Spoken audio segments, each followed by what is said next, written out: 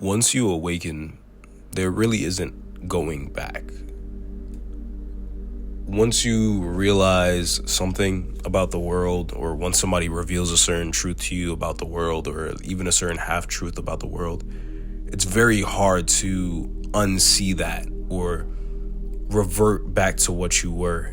Even if you still indulge in the same habits, even if you still hang around the same people, the thought patterns in your brain, they change.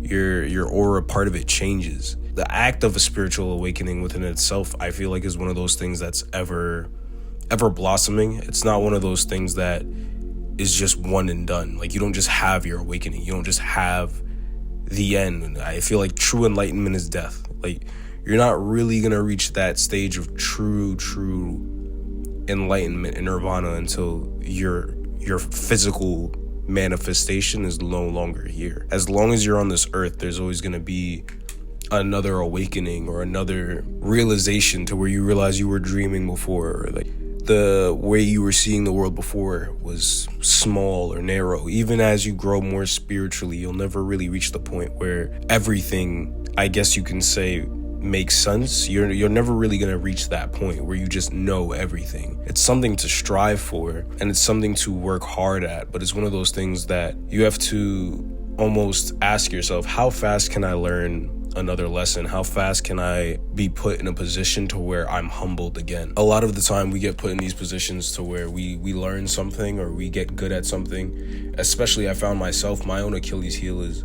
just not really wanting to do anything that I know I can't do, in the sense of, oh yeah, like I'll get really good at something, but then I want to just keep doing what I'm good at. And that's great, because at the end of the day, you only get better at the things that you do if you continue to practice them. And if you don't, then slowly but surely you will lose that skill, just like anything else. But on the contrary, or I guess on the opposite hand, you also do have to bear in mind that humility does come from you putting yourself in a position to where you admit that there's something that you are incapable of, that you are striving for, or there is something that you want to reach. You don't want to be in a position where you're learning all of this information and then suddenly you become so arrogant that you believe that you're above anything or anyone, you know? I feel like that's a common trend almost within a lot of these spaces, where you almost develop this spiritual ego that I feel like is even worse than the just regular residing ego, where your ego kind of morphs into this manifestation of an individual that thinks he's really above another individual, when in reality you and them are subject to the same thoughts.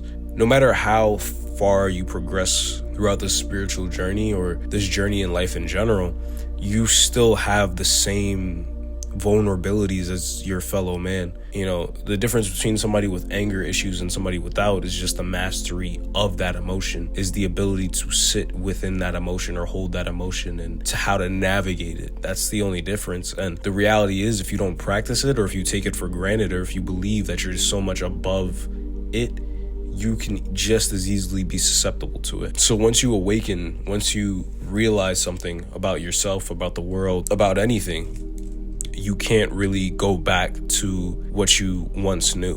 Because what you once knew is going to seem trivial to what you do know now. And like I said, even if you want to continue to indulge in the same habits that you know might be self-destructive, or if you want to continue to do the same things that you know might not serve you, that little voice in your head is going to be telling you, yo, get it together, or like, yo, this isn't it. Or when you feel like shit, or when you don't feel good, you're going to know, it's like, okay, I know it's coming from this, and this. I know if I don't take the time to recharge, this is going to happen, or that's going to happen. And the test or the challenge is, how much can you learn and then apply? How much can you realize and then apply? Focus on that aspect of it, as opposed to just jumping into, oh yeah, I'm this person, I'm that person, and this person's not, and I'm this better, I'm better.